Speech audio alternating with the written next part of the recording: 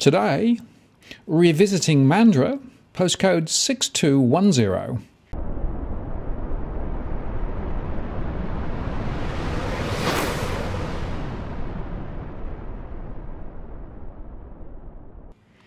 Hello again, it's Martin North from Digital Finance Analytics. Welcome to this post covering finance and property news with a distinctively Australian flavour. You may remember that about 3 years ago, we made a show relating to Mandurah in Western Australia. We called it the Economic Massacre of Mandurah. And we featured a section where we drove around the local streets and noted the number of properties that were on the market.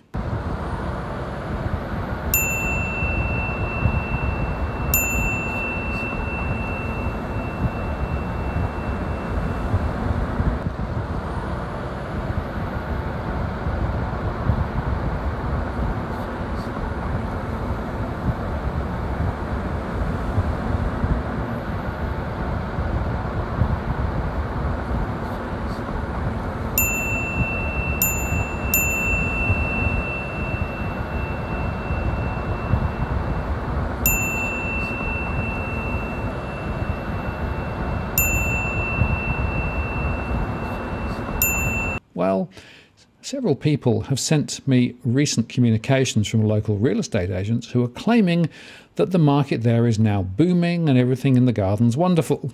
In fact, you'd better buy and quick because everything is just flying off the shelves, as it were. Now, I have to say that my recent analysis begs the question, is it really as buoyant as the local agents are saying, or is this more bull dust? So I thought today we'd have a look at Mandurah in my one-to-one series. Now, of course, these are point-in-time observations about a particular postcode, and so I just want to highlight again what I always say when I go through this exercise. And it's simply this. The analysis is based on current available information and may change. We don't provide financial advice, and our conversations will be not taken as such. We're merely looking at the data from our surveys and the broad economic modelling, and the information is therefore for your personal use only, and it will change ahead. Now, having said that, of course, what we do is pull information from our core market model, and that includes our rolling household surveys. Data comes in every week. And we also pull information together through our various scenarios. And if we take our mortgage stress information, the price trajectory data, the buying and selling intentions, the migration statistics, and the broader economics, things like CPI, wages and employment, we can form some views about what the future trajectory of prices may be. And so Mandurah 6210 is south of Perth, about an hour south in fact, and is on the coast. It has quite a lot of waterways around it. Of course, that was regarded as a significant feature of Mandurah, and there were a number of properties on the waterside that were piquing a lot of interest some years ago. However, things may be just a little bit different now. Mandurah is WA's largest regional city, less than an hour from Perth, on the southwest coast of Western Australia. It's known for the Peel-Harvey Estuary, with its abundant wildlife and migratory waterbirds. The Mandurah Community Museum features exhibits on the Peel region's history. Halls Head Beach has a large resident dolphin population, and to the south, Yalgorup National Park is home to the thrombolites, rare rock-like microorganism formations at Lake Clifton. Now, here are a few shots with, for example, Mandurah Forum, which is a shopping area. The streets are quite wide, quite a lot of low-rise developments. And some of the properties are older style, some are more recent. And of course you have all the beach areas with the local walking tracks. And also some of the more upmarket properties adjoining it. There are many real estate agents in action, like this one, which is suggesting that you can win a car, perhaps if you buy a house. Or this one that's offering a $7,000 flat fee to sell your property. That may tell you something about what's going on in the area. There's also more subdivisions and more land being developed, as well as a proliferation of newer and older style low-rise developments. Now, looking briefly at the development map, you can see that different zones of Mandurah have different development potential, but quite a lot of it is relatively high-rise and quite a lot of it is also relatively high density. So if you're buying in the area, it's really worth noting the specific zoning, and you can actually use the information from the local council to get information down to an individual property level. It's worth doing that.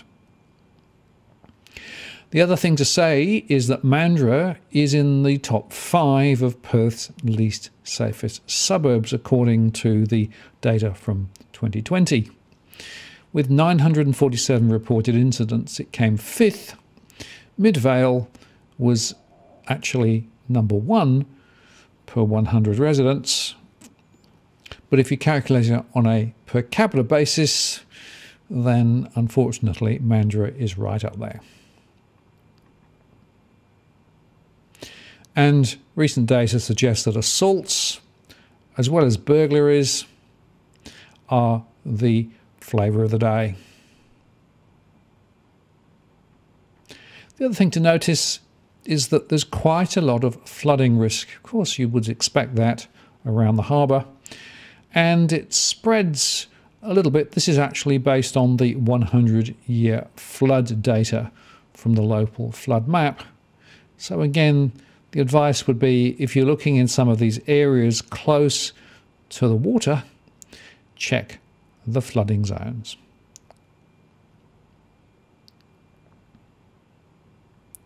Now let's look at the properties for sale. There are 157 properties on the market at the moment in and around the area, so you can see them there. It's quite widely spread. Here are a few examples. You can see there that there's quite a lot of offers from or offers above. A house at $349,000. Offers from $499,000 for another house. Apartment for $199,000 plus. And those are close to the waterside areas. An apartment for $290,000. Contact the agent. And so it goes on, really. Some older style properties, $295,000. A house for $330,000. Apartments for $425,000. That's sort of upper range. A townhouse for $349,000. Remember, these are all from, so this is giving you an indication of where you start negotiating. It doesn't necessarily what the price actually is. Expressions of interest, apartments, $225,000. Best offer, over $269,000 for a house in First Avenue. And there are also home and land packages available from around $367,000. So you start to get the feeling here that things are not necessarily as buoyant as perhaps the agents were suggesting. And there's also land available too. So as well as existing properties, new properties are also continuing to come on the market. Now, turning to sold properties, 61 sold in the last 8 weeks. Here is a map showing the distribution once again. And again, it's last asking prices being reported. So a house somewhere between $265,000 and $285,000. An apartment, last asking $319,000. Asking price for this apartment, $378,000 to $395,000. Again, on the waterline. An older style property there, $290,000. It's a house. An apartment for $70,000. That's pretty cheap. Some more expensive properties, $620,000. An apartment, again with water views, and $269,000 for a house. Another cheap apartment, $89,000. A house for $290,000. Last asking price house for $319,000. Townhouses around the $300,000 mark. A house for $209,000. An apartment for $190,000 or more. A house for around $329,000 plus or minus.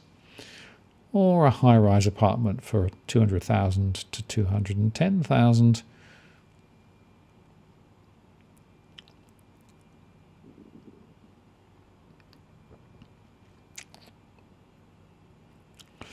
And some more upmarket apartments in the $720 to $780 range, or $672 to $728 range, again both on the waterfront.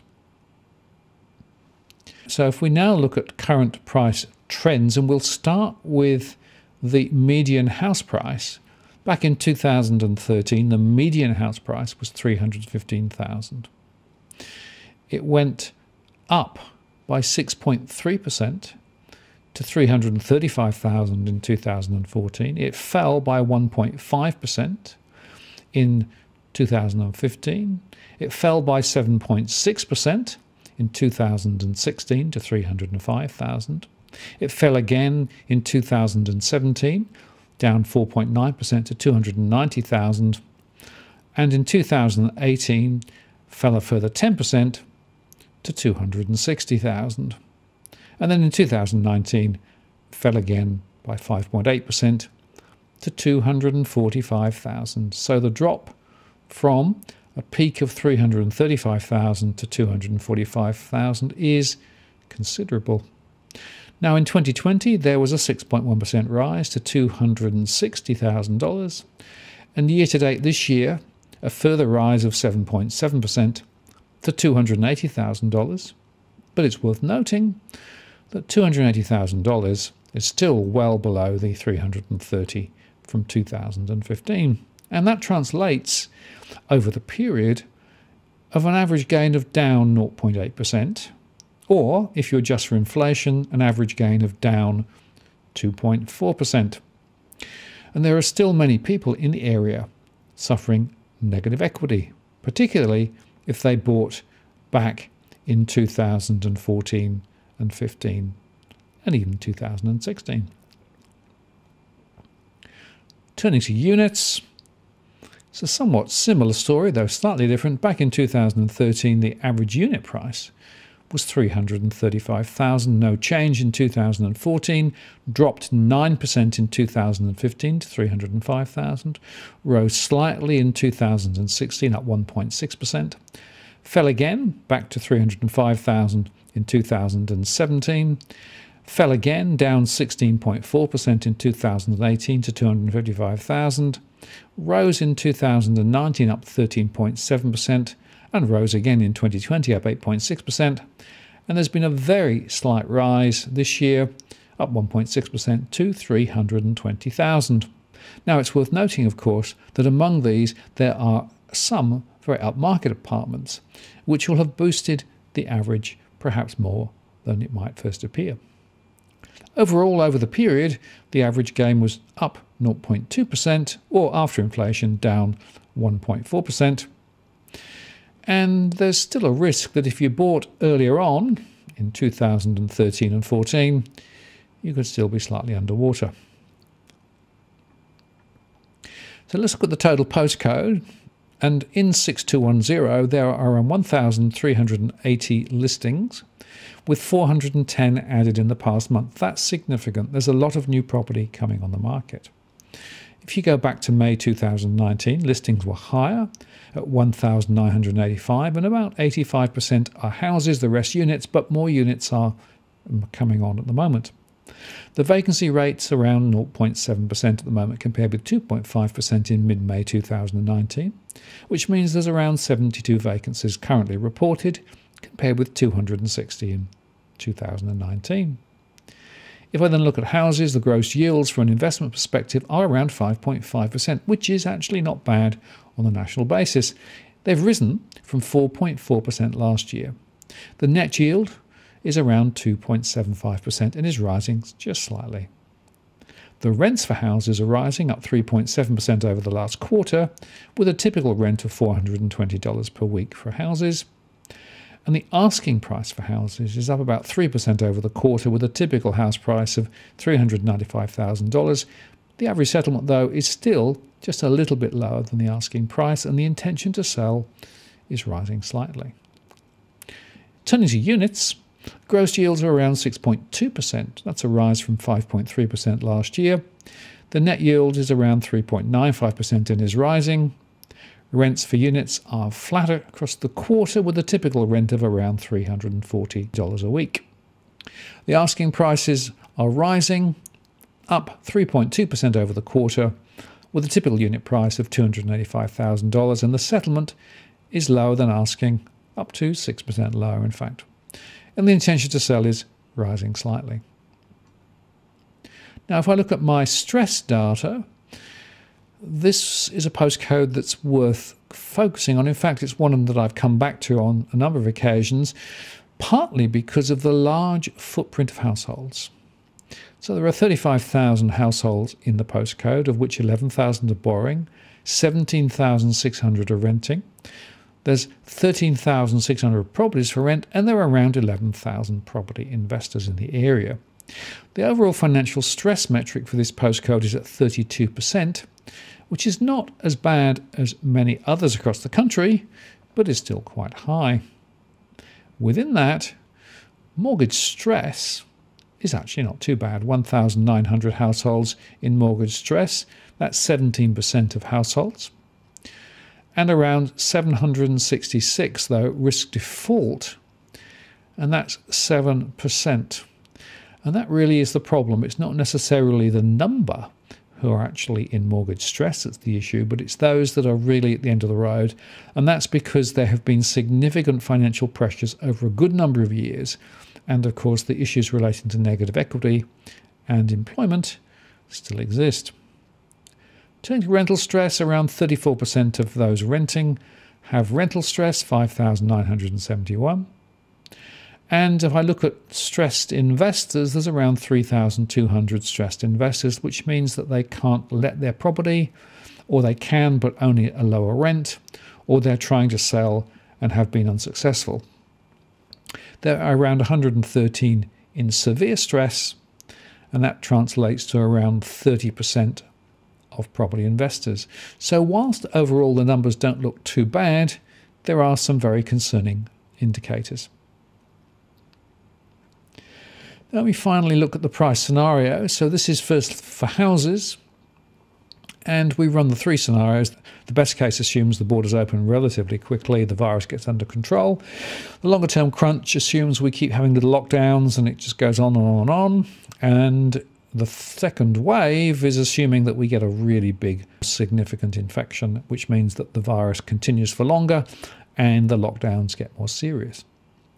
Over that period, and this is cumulative, we would think that in the best case there might be an 11% rise in prices. The bulk of it, though, in the current year, little next year, and a little bit more in 2023. In the longer term crunch scenario, small rise, then a fall, and then a small rise again, 3% higher over 3 years. Whereas if there's a significant second wave, then we would expect prices to fall further. Translating that into house price movements, the average price for a house year to date is $280,000. We're thinking that the movement over the next little while could lift it to around 300,000, and then a small rise to 303 and 310 over the next 3 years. In other words, the peak of the rise is pretty much already wired in. Turning to units, the same three scenarios gives us a cumulative rise of 8.6% over 3 years in the best case scenario, a rise of just a couple of percent over 3 years in the longer term crunch scenario, and a fall of 3.9% over 3 years in the second wave scenario. And again, we use the best case scenario in our calculations here, which would suggest that the 320,000 median unit price could rise to 336,000 later this year. That's up another 6.7%. And could rise another 1.5% and 1.9% to take us up to about 348,000 in 2023. And 348 would in fact, before inflation, be close to where we were in 2014. It's just that inflation, of course, would have eroded that value in real terms. So in conclusion, my takeaway from this is that whilst there has been a certain amount of movement in Mandurah, there are still a number of property owners who are having significant issues with their finances, and that's going to continue. The rises in the value of properties have been relatively small, and there are still the social issues, including the crime issues, that are haunting the area. So this is not an area that I think is prone to significant rises ahead. And there are good reasons as to why the values are so low relative to some other areas in and around Perth. Even areas not far away from Mandurah are doing a little better than Mandurah itself. So I have to say that I think those very bullish reports from the real estate sector were probably overdone. But maybe there's no surprise there.